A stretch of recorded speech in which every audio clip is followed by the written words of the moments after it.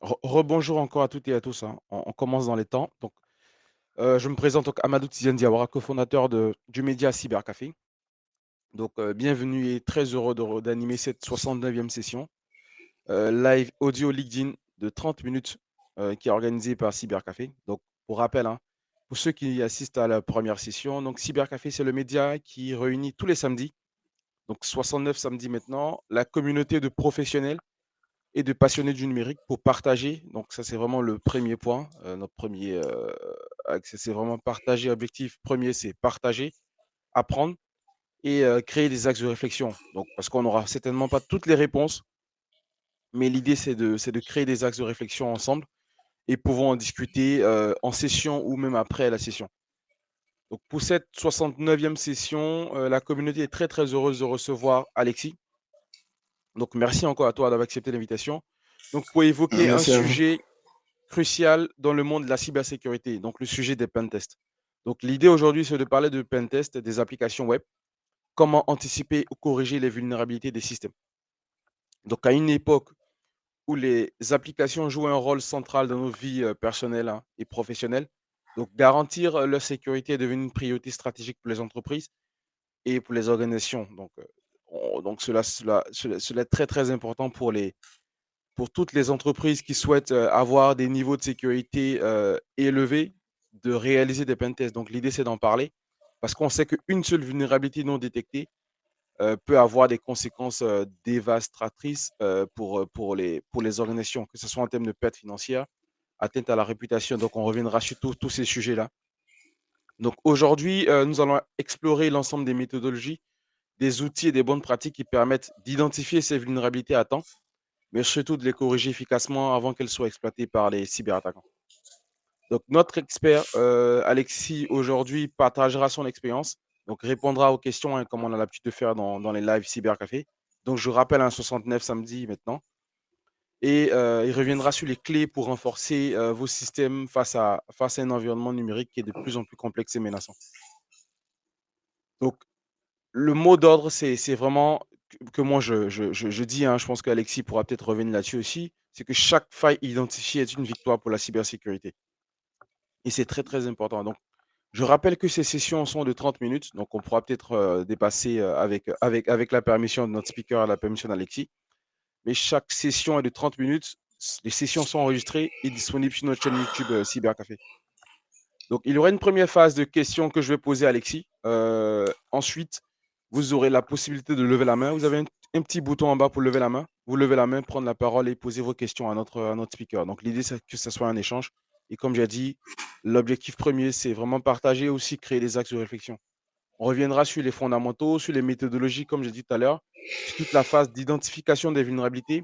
Et Alexis partagera avec nous parce qu'il a énormément de victoires. Donc là, je pense qu'il est très humble là-dessus, mais il a beaucoup de victoires dans les CTF qui sont organisés. Donc il reviendra sur comment est-ce qu'il prépare et comment est-ce qu'il arrive à avoir toutes ces victoires dans les différents CTF auxquels il participe. Donc merci encore à toutes et à tous. Je vais laisser la parole à notre speaker pour donc déjà se présenter, présenter son parcours de formation et de son parcours de carrière brièvement, avant de tout de suite rentrer dans le vif du sujet. Ok, merci encore, Tidiane, pour ton invitation. Merci à tous. Je ne sais pas si c'est moi, mais je crois qu'on t'a perdu, Alexis.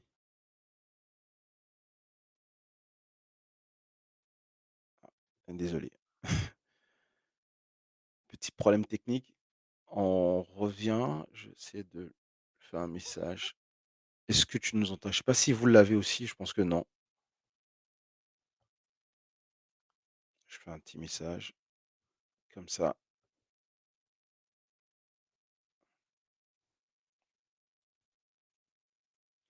Alexis, je te vois, mais je te vois parmi les auditeurs. Est-ce que tu peux peut-être lever la main pour reprendre la parole? Ok, je crois que là c'est bon, ça devrait être bon. Tu peux peut-être activer ton micro. Allô, vous m'entendez Ouais, maintenant? là c'est bon, là c'est bon. Ah, C'est bon. désolé, j'ai été coupé. Je sais pas c'était Ouais, quoi le problème. pas de problème. Ok, donc, je disais, je suis Pondo Kwako Alexis, je suis consultant en cybersécurité, principalement dans le domaine de la sécurité offensive. Donc, en termes de formation professionnelle, d'expérience professionnelle, je suis actuellement dans le cabinet de Deloitte Côte d'Ivoire. J'ai été testeur d'intrusion précédemment avant Deloitte à Panelis Côte d'Ivoire. Au niveau de la formation académique, je suis titulaire d'un master en sécurité informatique et technologie de l'information obtenu et technologie web obtenu du moins à l'ESATIC, donc l'École supérieure africaine des technologies de l'information et de la communication.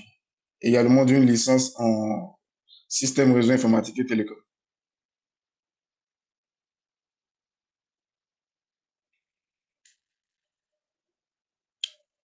Allô, c'est bon? Allô, oui, c'est bon, c'est bon, c'est bon. Ok. Donc rapidement, peut-être pour rentrer dans le vif du sujet, déjà, qu'est-ce qu'un pentest très rapidement et quels sont ses principaux objectifs? Ok. Donc, un pen test ou encore test d'intrusion en français, c'est une activité de cybersécurité dans laquelle un professionnel de la cybersécurité, principalement de la sécurité offensive, effectue ou simule une intervention sur un système d'information en simulant justement le comportement d'un acteur malveillant. L'objectif principal, c'est justement d'évaluer la capacité de ce système d'information-là à absorber une attaque. Et cela passe par l'identification, l'exploitation des vulnérabilités, la mise en place de recommandations pour pouvoir justement corriger ces vulnérabilités-là. Mm. Quelles sont les compétences, on va dire, clés pour celui qui réalise ces pentests-là, pour un pentester? Quelles Donc, compétences clés est-ce qu'il doit être possédé pour être efficace? pour réaliser efficacement les tests d'intrusion, il y a plusieurs domaines dans lesquels le testeur d'intrusion doit avoir des connaissances. On peut citer par exemple le domaine du réseau. Donc, il doit avoir des notions en tout ce qui est lié au VPN, au proxy. Qu'est-ce qu'un proxy? Qu'est-ce qu'un firewall? Quels sont leurs rôles dans un environnement informatique? Il doit également avoir des notions en système d'exploitation tels que Linux et Windows, puisque la majorité des systèmes qu'on aura à attaquer seront soit ces systèmes-là ou seront hébergés justement sur ces systèmes-là. Ensuite, tu dois avoir des notions également en langage de programmation. Donc, pour les langages de programmation web, on peut citer par exemple le HTML, le JavaScript ou encore le PHP qui sont assez intéressants, qui sont assez importants qu'ils connaissent. Ensuite, il y a les langages de script tels que le Python, le Bash ou encore le PowerShell pour ceux qui est de Windows. Et après cela, il y a les langages compilés tels que le C, C++ ou encore le Java qui peuvent être un plus dans son bagage de compétences techniques. Maintenant, pour ce qui est des soft skills, il doit être capable également de tenir des réunions avec les équipes techniques du client ou également avec le management. On se doit être capable justement de pouvoir expliquer les risques liés aux vulnérabilités qu'il a pu découvrir sur le système, les impacts sur les business au niveau légal et réglementaire, mais encore en termes de réputation vis-à-vis du client lui-même et de ses partenaires. D'accord, on voit que le le pentester doit avoir beaucoup de capacités, beaucoup de connaissances dans différents domaines. Et moi, la question que je me pose aussi, c'est donc là, tu es revenu là-dessus, hein, sur les soft skills qui est aussi très important. Ça, on le note. Peut-être on reviendra là-dessus sur les concours que tu passes. Mais en termes D'accord. pour peut-être revenir sur les applications web qui est aussi l'un des sujets, donc le sujet qui nous réunit aujourd'hui. Pourquoi les applications web sont-elles les cibles privilégiées pour les cyberattaques? Ok. Donc là, la raison principale, la raison qui saute directement à l'œil, c'est que les applications web, généralement, c'est l'un des actifs informationnels de l'entreprise qui est le plus souvent accessible depuis Internet, donc depuis l'extérieur de l'organisation. Et à côté de cela, il y a le fait que en fonction de l'objectif justement de ces applications, elles peuvent contenir des données assez intéressantes pour les cybercriminels. On peut citer par exemple les applications bancaires qui ont des données de carte bancaire, des données qui permettent aux attaquants de pouvoir avoir accès aux données financières des clients.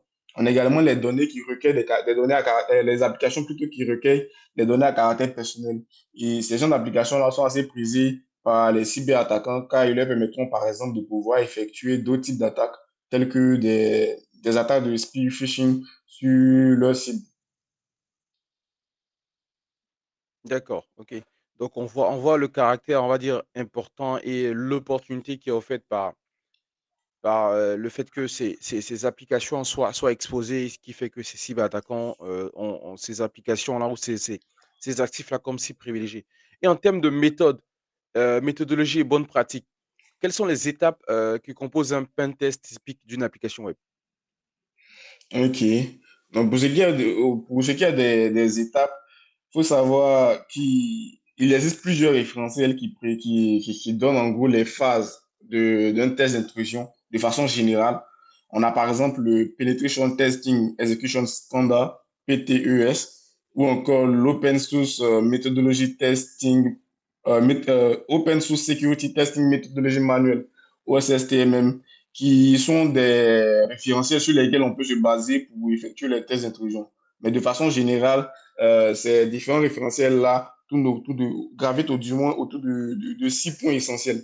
Donc, la première phase, généralement, c'est la phase de préparation et de scoping. Donc, c'est dans cette phase-là, généralement, qu'on rencontre le client, on établit le périmètre de notre intervention, ce qu'il faut, ce qu'il ne faut pas faire. Donc, c'est lors de ces phases-là qu'on pose directement les questions au client sur ce qu'il faut justement et ne faut pas faire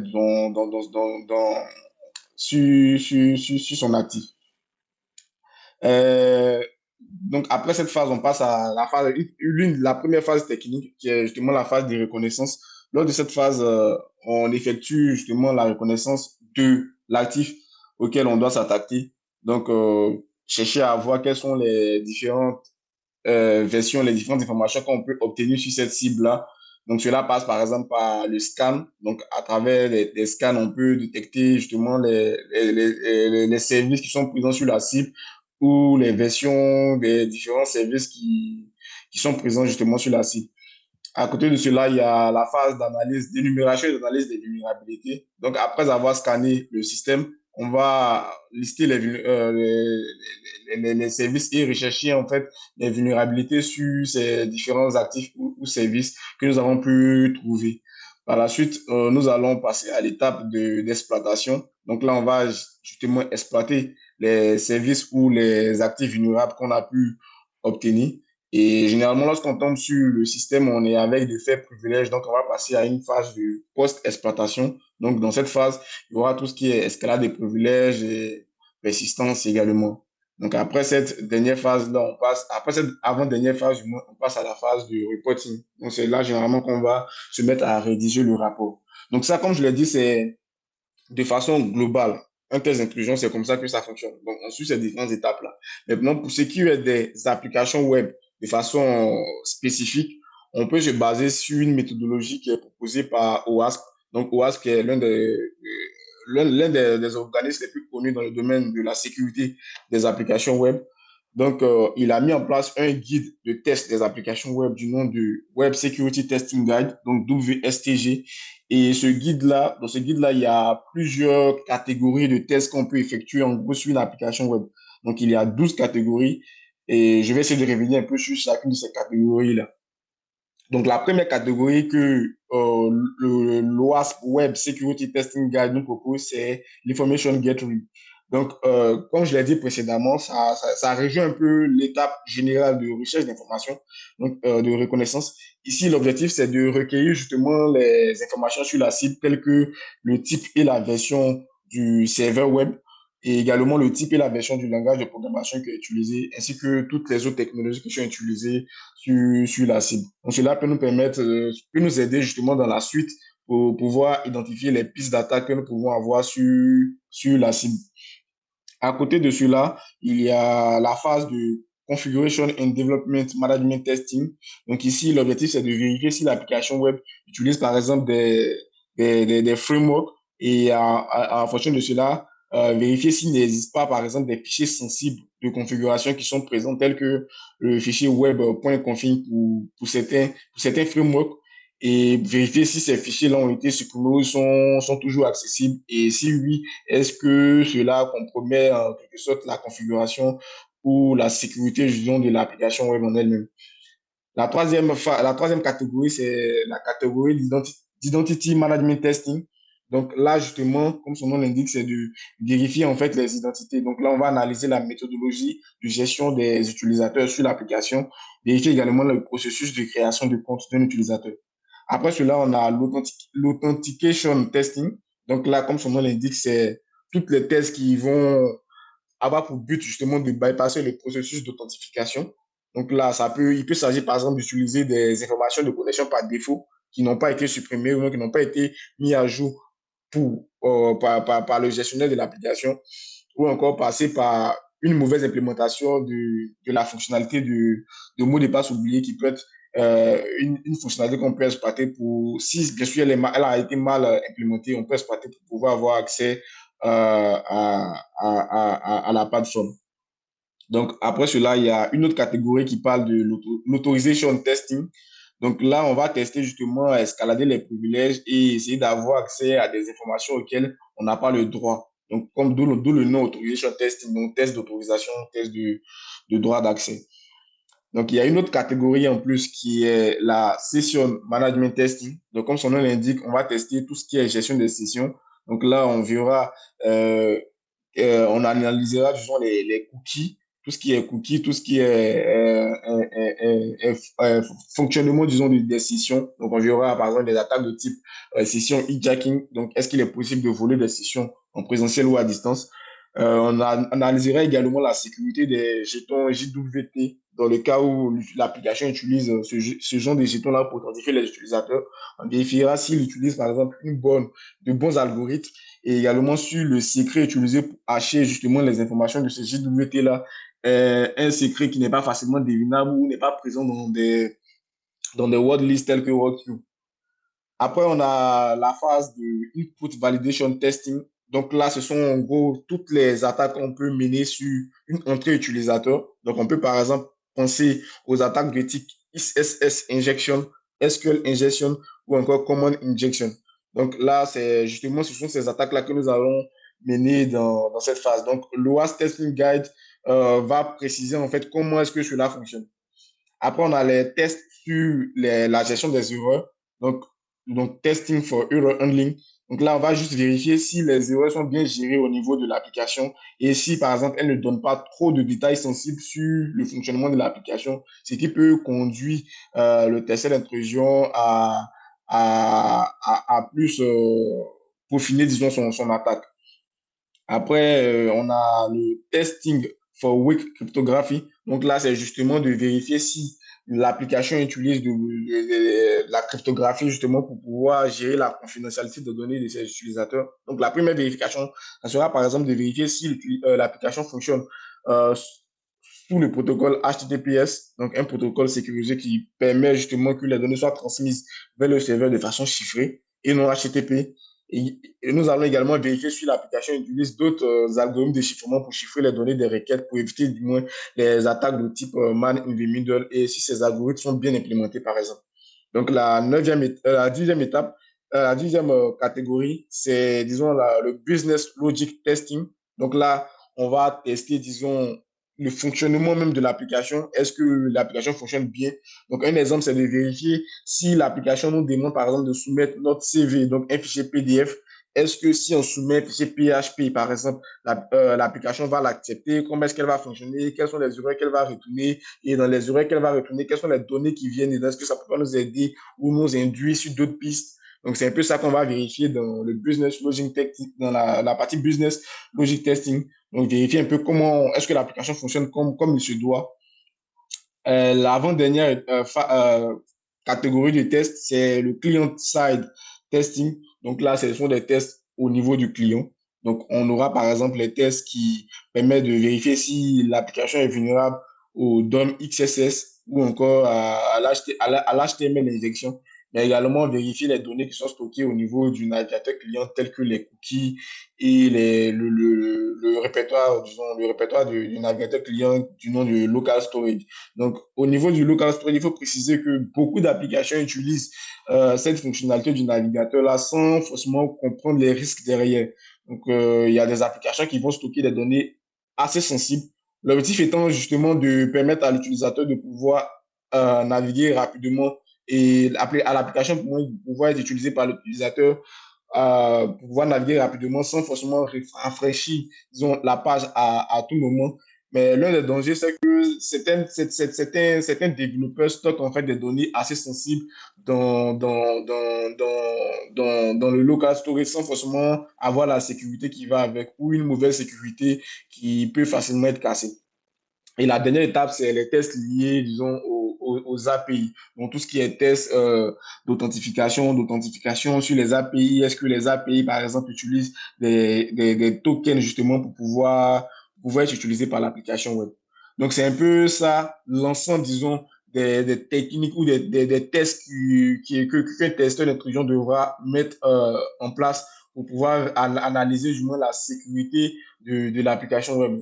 Sur ce point, en tout cas, je motive vraiment tout un chacun de nous, tous les testeurs d'intrusion, à vraiment s'approprier ce guide en fait, de OWASP. Là, il est assez bien détaillé. Il permet justement d'avoir une vue d'ensemble des différents types de tests qu'on peut mener sur une application web. Donc, D'accord. c'est un peu ça. D'accord, merci, c'est très clair et c'est très, précis et très complet surtout. Je pense que, ta présentation et la description que je viens de faire permet de se rendre compte aussi des vulnérabilités potentielles que peut avoir une application web et du C'est coup, moi, ça. ça me fait penser à quelque chose, c'est une fois que ces vulnérabilités soient identifiées, comment les entreprises peuvent, prioriser leur correction et quels sont les pièges, on va dire, à éviter lorsqu'on est dans la phase de mise en œuvre des correctifs? Ok. Donc, pour ce qui est de disons, de la correction des vulnérabilités, déjà, il faut savoir que pendant la phase de test, c'est lors de la rédaction du rapport que chaque vulnérabilité découverte est évaluée à travers sa criticité. Donc, c'est en fonction de sa criticité. Et cette criticité-là est déterminée en calculant ce qu'on appelle le CVSS, donc le Common Vulnerability Scoring System. Donc, c'est une valeur qu'on attribue à une vulnérabilité pour pouvoir déterminer sa gravité, donc sa criticité. Cette valeur-là va de 0 à 10. Et le site du NIST, donc le National Institute, j'ai oublié complètement la définition, mais le site du NIST met à disposition justement un calculateur qui nous permet de pouvoir déterminer, du moins, calculer justement le CVSS là, en fonction de différentes métriques en fait. Donc, par exemple, l'impact que la vulnérabilité pourra avoir sur l'application en termes de confidentialité, d'intégrité ou de disponibilité, la difficulté pour pouvoir mener l'attaque. Donc, il y a plusieurs métriques en gros sur lesquelles on se base, qu'on coche et par la suite, le calculateur nous donne en fait le niveau de vulnérabilité. Et donc, pour les entreprises, l'entreprise pourra prioriser la correction des vulnérabilités en fonction de la criticité la plus élevée jusqu'à la criticité la moins élevée. Et justement, les pièges à éviter, c'est déjà de négliger les vulnérabilités de criticité faibles. Donc, dans beaucoup de cas, les entreprises vont justement prioriser les criticités élevées, les vulnérabilités de criticité élevées. Par contre, vont mettre de côté les vulnérabilités de criticité faibles, pensant qu'il n'y aura pas d'impact sur l'application, alors que ces vulnérabilités-là peuvent être exploitées en combinaison avec d'autres vulnérabilités. On peut par exemple avoir l'exemple d'une application qui expose la version d'un service et qu'on constate par la suite qu'il existe une autre vulnérabilité qui exploite justement cette version-là. Donc, un 0D, par exemple, qui vient par la suite pour exploiter la vulnérabilité qui est liée à cette version-là. Si un utilisateur avait accès à cette version-là, il pourra très simplement pouvoir mettre en application justement l'exploit qu'il a obtenu. L'autre erreur qui est très souvent commis par beaucoup lors de la correction des vulnérabilités, c'est justement de mettre en place un correctif sans le tester au préalable. Jamais il est recommandé d'avoir plusieurs environnements, donc un environnement de développement, un environnement de test et un environnement de production. Donc, ce sont les bonnes pratiques qu'il recommande. Et ainsi, les correctifs qui doivent être appliqués à l'application en production doivent d'abord être testés dans l'environnement de test pour s'assurer justement qu'il n'y ait pas de problème. Donc, c'est un peu ça. D'accord, d'accord, donc NIST pour effectivement National Institute of Standard and Technology qui est l'agence du gouvernement des États-Unis spécialisée dans le développement des standards. Donc qui a publié des C'est ça. standards effectivement sur la cybersécurité, sur la crypto et autres et sur l'IA. Merci pour tes réponses effectivement, donc c'est très bien d'être revenu sur le CVSS qui effectivement permet de voir le scoring et comme tu l'as dit, important de corriger à la fois les vulnérabilités élevées, mais aussi les vulnérabilités, faibles. C'est Moi, ça. j'ai une question. Une fois que ces vulnérabilités sont corrigées, à quel moment est-ce qu'on fait un nouveau test? OK.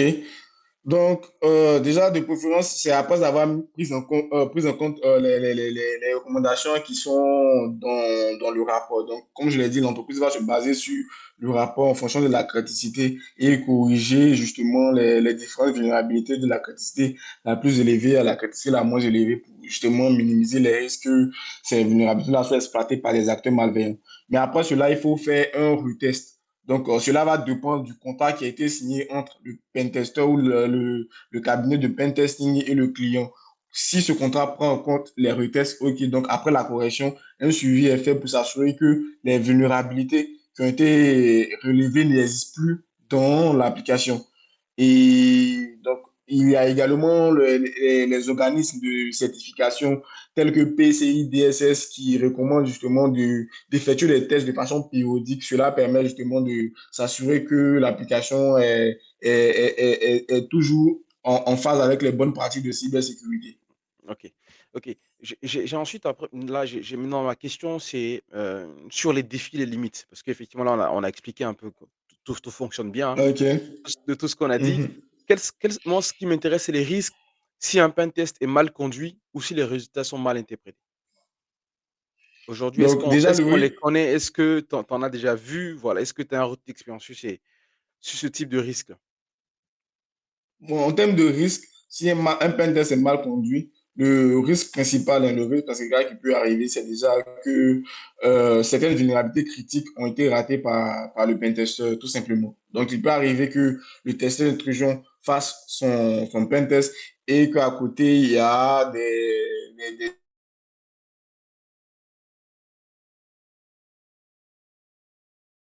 Je crois qu'on t'a perdu, Alexis, est-ce que tu nous entends?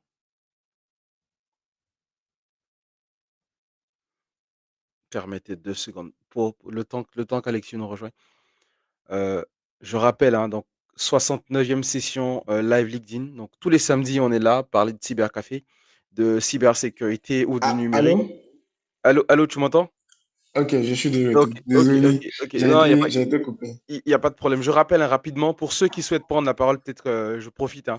Pour ceux qui souhaitent prendre la parole, n'hésitez pas à lever la main. Donc on va prendre les questions, les interventions pour ceux qui aussi qui souhaitent, répondre aux questions qui ont été posées, apporter des compléments d'information, n'hésitez pas. Vous avez juste à lever la main, le petit bouton. J'ai encore 2 questions à notre speaker et on pourra vous prendre pour vos questions. Donc, ouais, tu étais en train d'évoquer effectivement les risques, en C'est cas ça. de pentest mal conduit ou de résultats mal interprétés. Si, si. Donc, je parlais justement des risques que des vulnérabilités critiques soient sautées et que ces vulnérabilités-là, justement, soient exploitées par des acteurs malveillants plus tard. Il y a un autre risque qui est, par exemple, l'indisponibilité du système ou l'interruption de certains services à cause de certaines attaques qui, justement, ont perturbé justement le bon fonctionnement en fait, de l'application.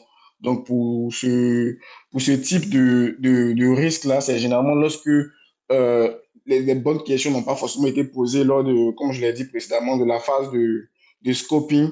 Donc, quels sont les types d'attaques, par exemple, qui sont autorisés, quelles sont les périodes auxquelles il faut effectuer le test d'intrusion, parce qu'il y a certaines applications en journée, par exemple, c'est un peu compliqué puisque les utilisateurs utilisent et certaines attaques peuvent perturber le bon fonctionnement en fait, de l'utilisation de ces applications-là. Donc, il faut bien définir ces éléments-là au début avant justement de pouvoir effectuer le test d'intrusion.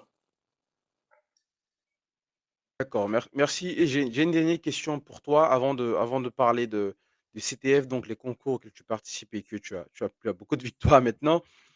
Heu, de ton point de vue, comment est-ce que l'intelligence artificielle va transformer les pentests des applications web? Et quelles sont les évolutions qui sont attendues, pour les pratiques de pentest au cours des 5 prochaines années? Ok, déjà l'intelligence artificielle, il faut savoir que c'est une technologie qui justement est beaucoup utilisée actuellement en cybersécurité, notamment en sécurité défensive, au travers des solutions de cybersécurité telles que les pare-feux de nouvelle génération qui embarquent ou certaines en leur sein des fonctionnalités d'intelligence artificielle qui justement permettent de détecter des menaces cyber de façon efficace. Au niveau offensif, notamment en test d'intrusion des applications web, l'intelligence artificielle à travers l'IA générative ou Gen AI peut aider par exemple les testeurs, les pentesters à identifier les chemins d'attaque pour exploiter justement une vulnérabilité en fonction de ce que le pentester aura soumis à l'intelligence artificielle comme information qu'il a sur la cible. Elle peut également être utile lors de la phase de rédaction du rapport en proposant, par exemple, une structuration justement du rapport en fonction des vulnérabilités qui ont été découvertes. Et cela permet justement de pouvoir gagner du temps et d'aller plus vite dans la rédaction des rapports. De toute façon, il faut bien préciser que l'IA, bien que l'IA soit assez utile pour les missions de test d'intrusion, il est important de savoir qu'elle ne pourra pas remplacer justement un pentester. En effet, la présence humaine sera toujours en fait nécessaire pour pouvoir justement interpréter les résultats que l'IA pourra ressortir dans le contexte de l'organisation, en gros. Et pour l'évolution que j'attends des tests d'intrusion, déjà, il faut que les entreprises soient un peu plus ouvertes à se faire tester. Donc, il faut qu'elles arrêtent de penser, d'avoir peur justement de se faire tester. Il faut qu'elles voient justement l'importance de se faire tester parce que ça permet justement d'éviter que le business de cette entreprise-là ait un coût. Donc, prenne un coup suite à une cyberattaque. Ensuite, ce que j'attends, c'est qu'il y ait encore plus de pentesters. Et cela passe justement par la formation, par la participation à certaines compétitions en cybersécurité telles que les CTF ou les Bug Bounty, qui actuellement sont en train de se multiplier en Afrique et en Côte d'Ivoire de façon précise. D'accord. Parlant de concours, genre, c'est une très belle transition. Qu'est-ce qu'un CTF? Et j'ai vu que tu as participé à certains CTF. Donc, comment s'est passée ta préparation et la participation et comment tu as fait pour gagner? Ok, donc déjà un CTF pour la définition, il s'agit d'une compétition de cybersécurité où les participants doivent justement résoudre des challenges dans différents domaines de la cybersécurité, hein. Ça peut passer de la sécurité des applications web à la cryptographie, il y aura même des tests d'intrusion pour certains. Et donc l'objectif est justement de récupérer des drapeaux, parce que le CTF c'est Capture the Flag, donc récupérer des drapeaux qui prouvent justement qu'on a pu résoudre les défis qui nous ont été proposés. Donc, pour les différents CTF auxquels j'ai participé, donc, les deux derniers CTF récemment auxquels j'ai participé, c'est l'ECOWAS CTF et l'ART CTF. Donc, c'est pratiquement la même préparation pour les deux, hein. Il faut savoir que ce sont des CTF que je vais faire en équipe. Donc, j'ai été avec mes coéquipiers pour participer à ces différents CTF-là. Donc, pour ce qui est de l'éco ACTF, elle s'est déroulée en deux phases. Donc, il y avait une phase de qualification et ensuite une phase finale. La phase de qualification avait pour objectif justement de pouvoir sélectionner les meilleures équipes de chaque des différentes nations justement de la CEDEAO et les mettre en compétition lors de la finale qui a eu lieu cette année au Nigeria. Donc, nous avons été leader de la Côte d'Ivoire lors de cette phase de qualification. Et arrivé au Nigeria, nous avons eu l'opportunité de pouvoir affronter les autres équipes venant du Nigeria, du Ghana, du Libéria, vraiment de la CIA Lyon Cap Vert, des pays qui composent la CEDEAO et la Mauritanie. Donc, à l'issue de cette phase finale, nous avons été honorés de sortir avec le premier prix. Donc, par la suite, quand nous sommes revenus en Côte d'Ivoire, il y a eu la TCI qui a organisé également un CTF. Donc, nous avons également participé à ce CTF. Et pareil, si nous sommes sortis, nous avons fini premier de la phase de qualification ainsi que premier de la phase finale. Donc, pour la préparation, nous nous sommes préparés. Il faut savoir que la préparation a commencé depuis l'année passée. Parce que l'année passée, nous avons participé également à l'éco ACTF et nous sommes sortis quatrième. Donc, faut dire que nous avions vraiment un peu mal parce que nous nous voyons justement dans le top 3 et dans les dernières minutes, on a été dégagé. Donc, c'était, disons, une revanche en quelque sorte. C'était une compétition au goût de revanche pour nous. Donc, nous nous sommes préparés depuis l'année passée avec pour objectif justement de venir cette fois-ci avec la première place, même pas le top 3 mais que la première place. Donc, c'était une forte préparation en équipe toujours. Donc, voilà, les plateformes sur lesquelles nous sommes préparés sont principalement Sec Dojo, donc une plateforme de formation justement dans le domaine de la sécurité offensive. Il y a également la sécurité défensive. Donc, et il y a eu également Hack the Boss et 3 qui sont deux plateformes que je suppose beaucoup connaissent ici. Donc, des plateformes de CTF. Donc, ce sont aussi ces plateformes que principalement nous nous sommes préparés en équipe toujours. Donc, c'est un peu ça pour ce qui est des CTF. D'accord, donc bravo à toi et bravo à toute l'équipe, hein, pour ces grosses Merci victoires beaucoup. et on espère qu'il y aura encore de belles victoires en cette fin d'année et à l'année prochaine. Merci encore à toi, Alexis. Donc avec ta permission, on va peut-être dépasser de 5 à 10 minutes, si tu permets, prendre la Il question, n'y a pas de l'intervention problème. de Eddy Kofi.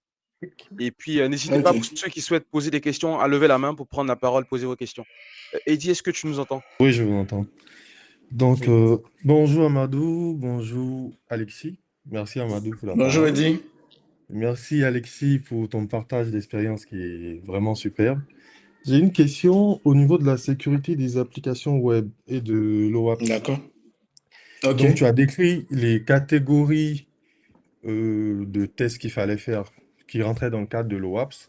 Mais toi, OK. pratiquement, quand tu es en train de tester une application web, que tu Mhm. parcours toutes ces catégories-là, que tu trouves rien, c'est-à-dire tu n'as pas de piste. Tu fais un rapport pour dire que l'application est safe, on peut aller, ou bien ton œil d'expert t'envoie aller chercher un peu plus loin d'autres choses parce que tu sens, tu as une intuition que tu aimerais résoudre. Donc, je sais pas, tu te bases que sur l'OAPS, et au-delà de l'OAPS, est-ce que tu as d'autres sources qui te permettent de faire tes tests? C'est-à-dire quand tout est bon au niveau de l'OAPS.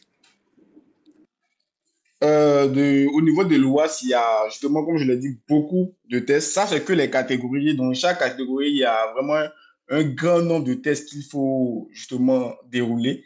Et pour chacun de ces tests-là, il y a des éléments bien précis qu'on recherche. Donc, si on n'a pas, par exemple, pu trouver un élément, on passe à la suivante. Et il faut préciser que en fonction justement du type de mission, il est possible que nous ne puissions pas trouver grand-chose sur l'application. Donc, ça va dépendre de quel type d'application également que nous testons. S'il s'agit par exemple d'un site web, donc pas forcément une application web qui demande à des utilisateurs d'entrer des données, il est probable qu'il n'y ait pas grand-chose à part peut-être des vulnérabilités de criticité faible. Et ça sera logique puisqu'il s'agit justement d'une application d'un site web et non d'une application web. Donc, il y a une petite différence dans ce sens qu'une application, c'est justement une application. Donc, elle demande des données, elle recueille des données, elle fait des traitements derrière, alors qu'un site web, c'est juste pour afficher des informations. Et là, dans ce genre de situation-là, il peut arriver qu'on ne trouve pas. Donc, s'il n'y a rien à trouver, et c'est ce qui peut arriver, hein.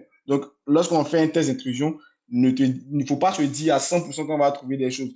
Tout va dépendre de la maturité justement de l'entreprise. Donc, il peut arriver qu'on ne trouve rien d'intéressant. Il y aura certainement des choses qu'on trouvera qui ne sont pas forcément des vulnérabilités critiques, mais dans ce genre de situation, il faut juste dire que voilà, voici ce qu'on a trouvé et proposer des pistes d'amélioration pour certains points justement.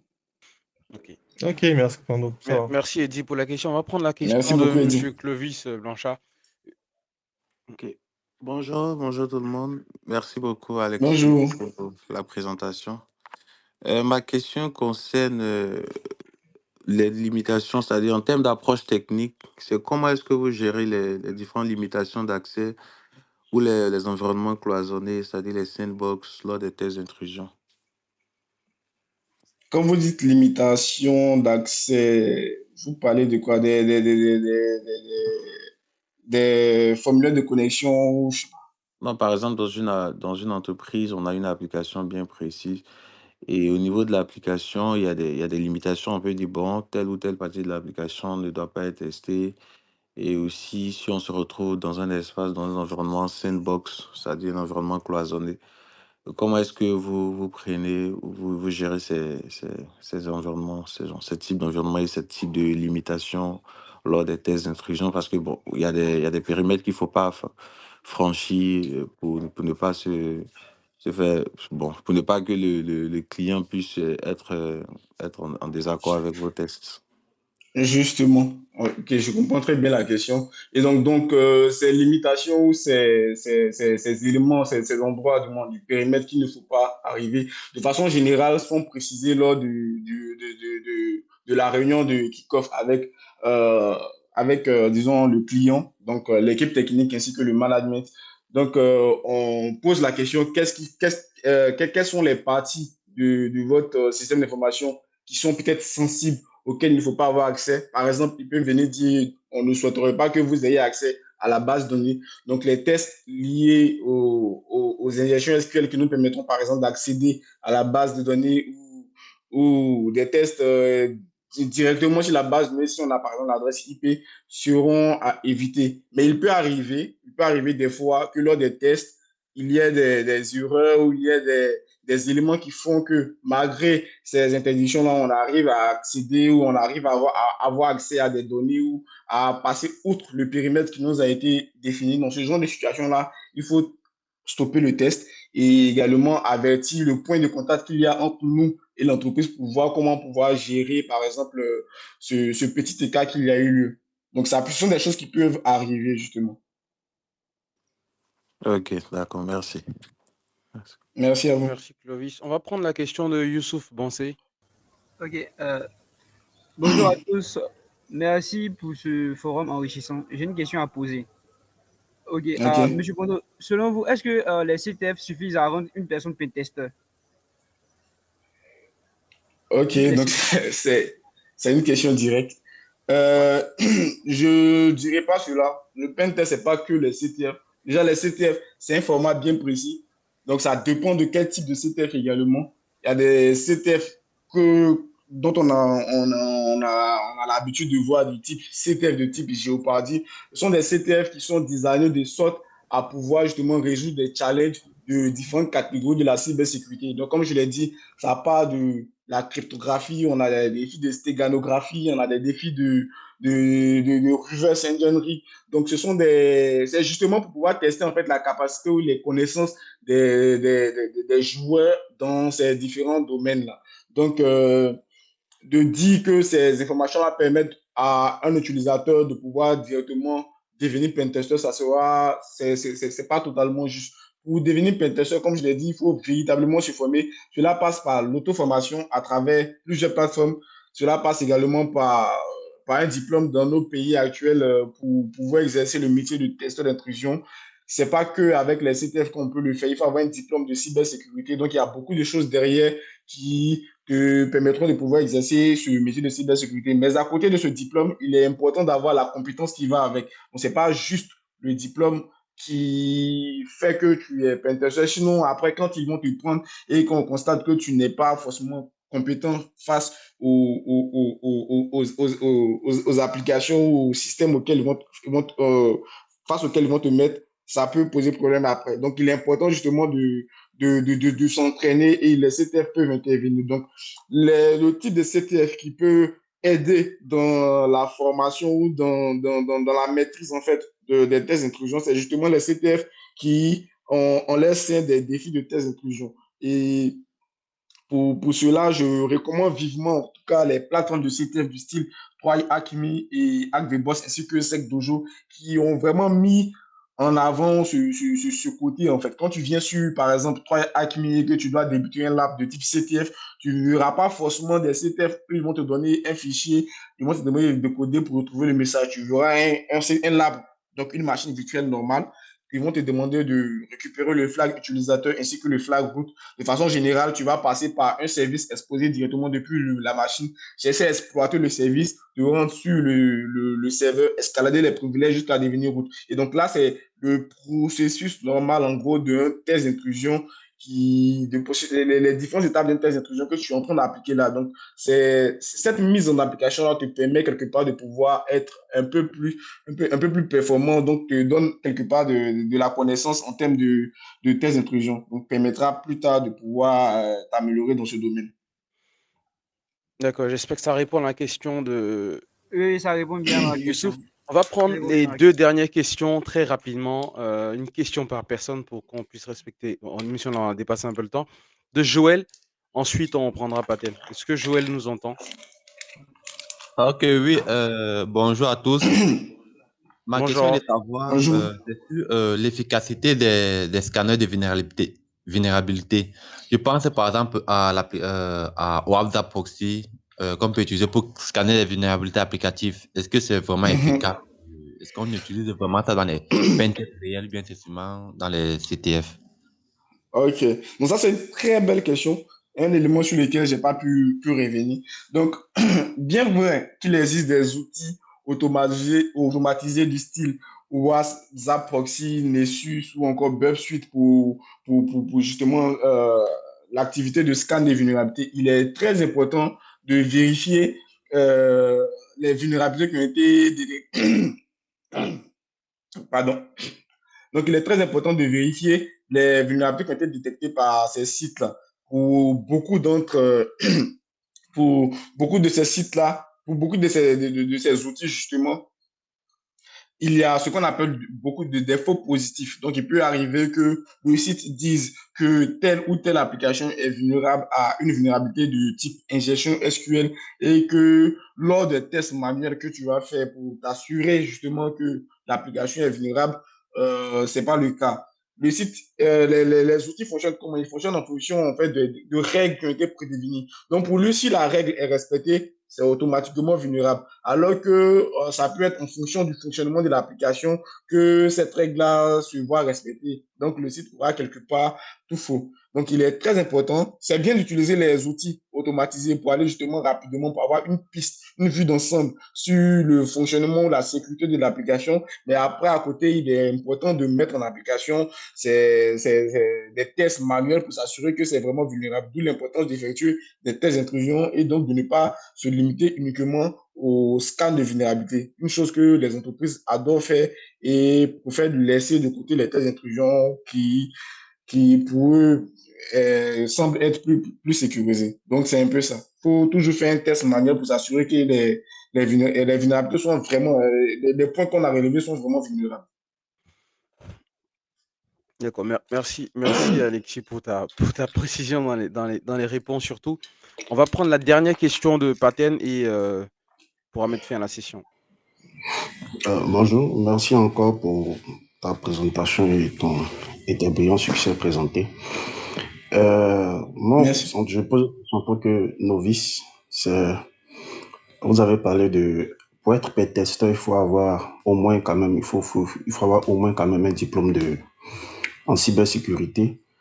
C'est ça. Moi, ma question, c'est de savoir si quelqu'un veut s'orienter pour être pen-testeur, comme vous l'avez dit, est-ce que, puisqu'on teste dans presque tous les domaines, on fait des pen-tests dans presque tous les domaines, système, réseau et autres, Si. est-ce qu'il faut avoir des compétences en tant que système développeur dans le domaine du système, dans le domaine des développeurs, de développement, dans le domaine de réseau, pour pouvoir mieux tester dans ces différents domaines?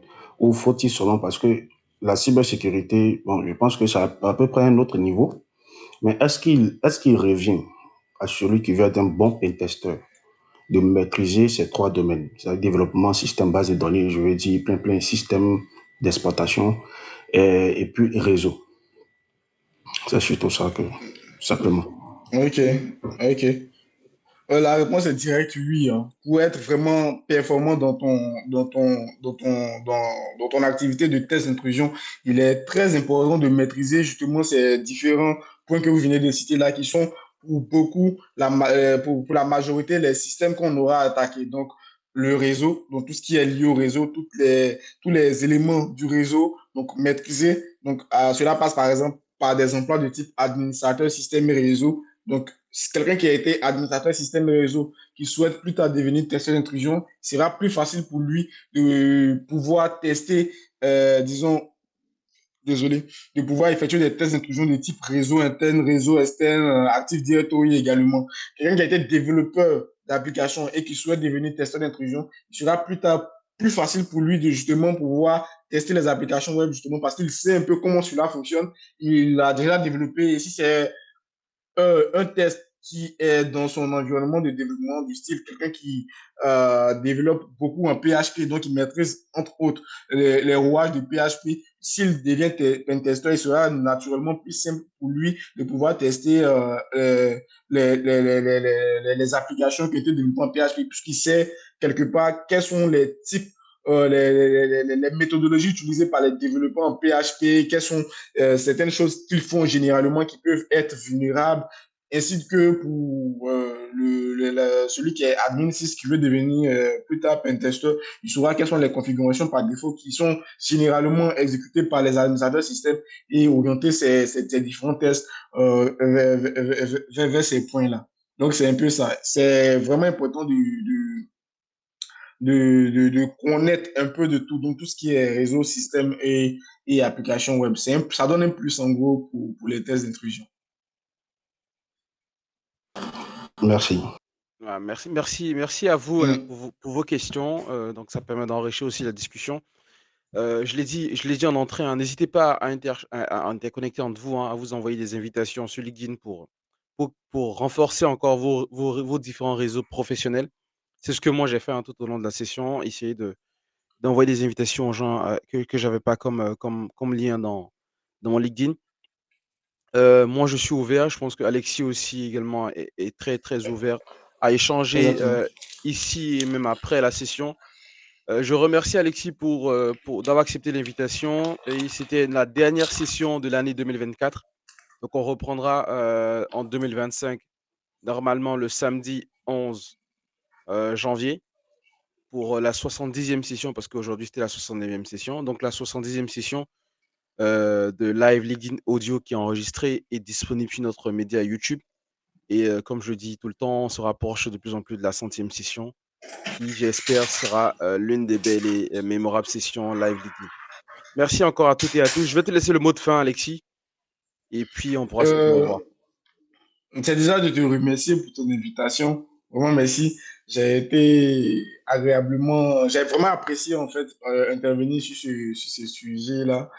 Et je serais honoré encore si je devrais intervenir sur un autre sujet lié aux tests d'intrusion. Pourquoi pas cette fois-ci, de façon, pas forcément en format audio, mais avec la possibilité d'effectuer justement des tests techniques. Et je sais que ça m'a été beaucoup demandé. Il y en a qui pensaient justement que ça allait être une session où on allait justement faire des tests techniques. Ils m'ont même demandé de te proposer cela, peut-être pourquoi pas une prochaine fois, faire des tests techniques, faire des tests techniques, par exemple, sur une application web vulnérable qu'on aura pour cette session-là, pourquoi pas. Bien sûr, avec plaisir, ça sera à programmer, c'est sûr. Mais l'idée, effectivement, pour nous, c'était vraiment de vulgariser comme tu l'as fait, et tu l'as fait très, très bien. Merci. Revenir sur les bases. C'est important de rappeler les bases déjà, c'est ce que tu as fait aujourd'hui, comment est-ce que ça fonctionne. Ensuite, la partie pratique et technique, quand on aura la programmée, ce sera beaucoup plus simple, beaucoup plus facile pour tous ceux qui ont écouté, en tout cas qui ont bien pris note C'est pas faux. et qui comprendront globalement ce que tu es en train de faire. Merci encore à toi C'est et ça. merci à toute l'audience. Rendez-vous en janvier et excellent fête de Noël à toutes et à tous, même si c'est très tôt, et portez-vous bien. Merci Merci beaucoup, encore au et revoir. au revoir. Merci. Bon samedi.